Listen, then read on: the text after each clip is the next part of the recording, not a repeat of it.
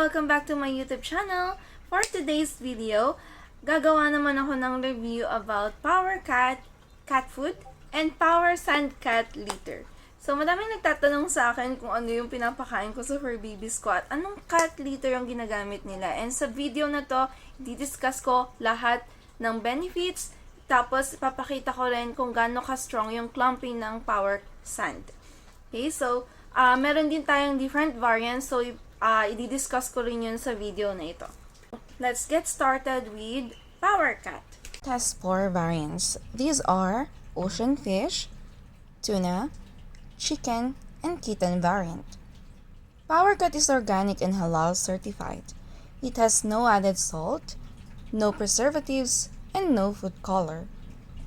This is the kibbles of Powercat ocean fish and parehas lang sila ng shape and size ng Powercat tuna. The difference lang is when it comes to the color. Ito naman yung sa kitten variant. For chicken variant, I don't have it right now, pero it is triangular shaped. Meron na din wet food ang Powercat and these are the different variants. Maganda itong Powercat kasi may real fish chunks talaga siya. And ang maganda dito is no added salt din ang wet food. Now, let's proceed to POWERSAND. For POWERSAND litter, may tofu litter and bentonite litter. For bentonite litter, may 3 scents siya which are coffee, lemon, and rose scent. For tofu litter naman, lavender, coffee, and original.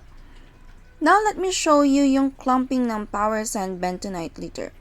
As you can see, sobrang strong ng clumping niya and less dusty din siya. And ito naman yung sa tofu litter. What I like about POWERSAND is that it can control odor. Less dusty din and strong ang clumping.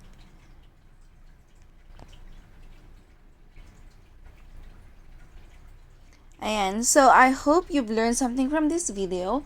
If you want to know more about the products or if you have questions, you can comment it in the comment section below and I will try to answer all your questions. Thank you for watching this video. See you again next time. Bye!